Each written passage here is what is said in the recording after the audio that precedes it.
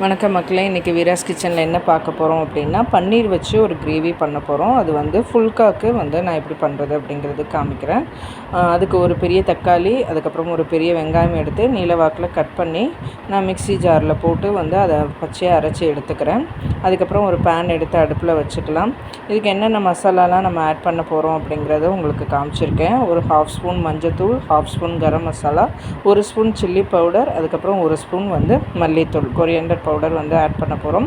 பேனில் வந்து பட்டர் போட்டுட்டு நம்ம வந்து ஃபஸ்ட்டு சில்லி பவுடர் மட்டும் போட்டுக்கலாம். அது லைட்டாக ஃப்ரை பண்ணிவிட்டு அதுக்கப்புறம் நம்ம என்ன மசாலா அரைச்சி வச்சுருக்கோம் இல்லையா, அது ப்ளஸ் வந்து நம்ம தக்காளி வெங்காயம் அரைச்சது எல்லாமே ஊற்றிட்டு அதில் கொஞ்சமாக தண்ணி ஊற்றி நான் வந்து மிக்ஸ் பண்ணிக்கிறேன்.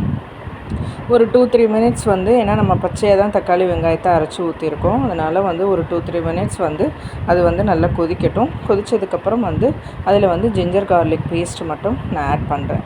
ஜிஞ்சர் கார்லிக் பேஸ்ட்டு மட்டும் கொஞ்சம் ஆட் பண்ணிவிட்டு அதையும் வந்து நல்லா மிக்ஸ் பண்ணிக்கிறேன். கொஞ்சம் பச்சை வாசனை போனதுக்கப்புறம் வந்து அது கிரேவிக்கு தேவையான சால்ட்டு வந்து நான் ஆட் பண்ணுறேன்.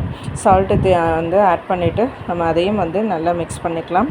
அதுக்கப்புறம் கொஞ்சமாக வந்து கேர்டு வந்து தயிர் வந்து எடுத்து கொஞ்சம் பீட் பண்ணி வச்சுருக்கேன். நல்லா ஒரு ஸ்பூன் வச்சு அடிச்சுட்டு அந்த இதில் கொஞ்சம் நம்ம மிக்ஸ் பண்ணிக்கலாம். கிரேவி வந்து இன்னும் நல்லா டேஸ்ட்டாக இருக்கும் தயிர் ஆட் பண்ணும் போது. அதுவும் மிக்ஸ் ஆகி ஒரு 2-3 மினிட்ஸ் வந்து அதுவும் நல்லா கொதிக்கட்டும். அதுக்கப்புறம் பன்னீரை வந்து க்யூபாக வந்து சின்ன சின்னதாக கட் பண்ணி வச்சுருக்கேன். அதையும் டைரெக்டாக நான் அதில் ஆட் பண்ணுறேன். ஆட் பண்ணிவிட்டு அதையும் நல்லா மிக்ஸ் பண்ணிடலாம். அதுவும் வந்து கொஞ்சம் ஒரு 5 நிமிஷம் வரைக்கும் வேகட்டும். ஏன்னா பன்னீர் வந்து அந்த மசாலாவோட மிக்ஸ் ஆகி நல்லா வந்து வெந்ததுக்கப்புறம் வந்து அடுத்து நம்ம என்ன ஆட் பண்ண போகிறோம் அப்படின்னா, கொஞ்சமாக வந்து கார்ன்ஃப்ளவர் இருக்கு இல்லையா, அந்த வந்து தண்ணியில் போட்டு நான் மிக்ஸ் பண்ணி வச்சுருக்கேன். அதையும் வந்து நான் ஆட் பண்ணிக்கிறேன். ஆட் பண்ணி அதுவும் ஒரு 5 நிமிஷம் வந்து நல்லா வந்து கொதிக்கட்டும். கிரேவி வந்து நல்லா திக்காயும் நமக்கு வந்து எந்த கன்சிஸ்டன்சியில் வேணுமோ, அது கொஞ்சம் தண்ணியாக வேணும் அப்படின்னா கொஞ்சம் முன்னாடியே ஸ்டாப் பண்ணிக்கலாம். இல்லை கொஞ்சம் கெட்டியாக தேவைப்படும் அப்படின்னா கொஞ்சம் அதுக்கப்புறம் வந்து கொதிக்க விட்டு ஸ்டாப் பண்ணிக்கலாம். கடைசியாக ஃபைனலாக வந்து கொஞ்சமாக நான் பட்டர் மட்டும் ஆட் பண்ணிக்கிறேன்.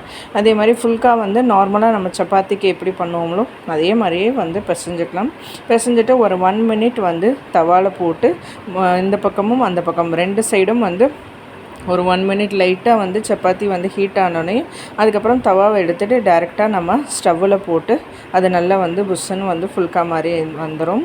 2 பக்கமும் நல்லா வந்து ஃபுல்கா மாதிரி ஃபுல்லாக வந்து வெந்ததுக்கப்புறம் நம்ம வந்து டேஸ்டியாக வந்து ஃபுல்காவும் பன்னீர் கிரேவியும் நமக்கு ரெடி ஆகிடும். நீங்கள் வந்து இதுவும் ட்ரை பண்ணி பாருங்கள். ட்ரை பண்ணி பார்த்துட்டு உங்களுக்கு பிடிச்சிருக்கு அப்படின்னா என்னோடய சேனல் வந்து சப்ஸ்கிரைப் பண்ணி வச்சுக்கோங்க. அண்ட் இந்த வீடியோவை வந்து லைக் பண்ணுங்கள்.